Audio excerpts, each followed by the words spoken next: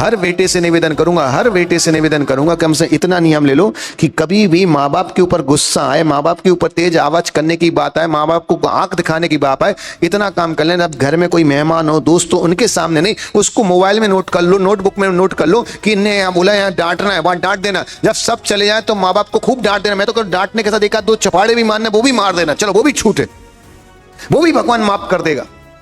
क्योंकि याद रखना, उन सारी कंडीशनों में माँ बाप को केवल आंखों में आंसू आते हैं।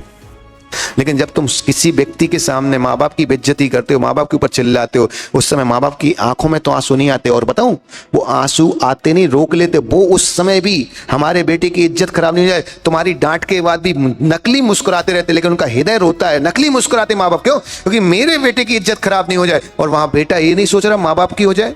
उस कंडीशन में याद रखना, माँ बाप आंखों से नहीं रो रहे पर दिल से रो रहे हैं। और आंखों से रोए माँ बाप को उंगली से साफ किया जा सकता है, पर दिल से रोए माँ बाप को कभी साफ नहीं होता। और एक चीज बताओ ना, माता पिता वो हैं जो अंतिम सांस तक बेटे के हित में ही सोचते हैं। पर याद रखना, कभी गलती से अगर वो अहित में सोच लें तो फिर विश्वास रखना, फिर भगवान में भी ताकत नहीं है कि तुम्हारा हित कर सके। इसलिए सबसे अच्छी बात तो यही है कि माँ बाप को सम्मान दो, और ना दे सको तो कम से कम अपमान भी करना तो एकांत में करो, सबके सामने मत करो। माँ बाप का मरण कम से कम शांतिपूर्वक हो जाएगा। अपमान याद रखना, अपने के द्वारा बुरा नहीं लगता, जब वो अपमान अपना व्यक्ति 4 लोगों के सामने करता है तब जाके बुरा लगता है।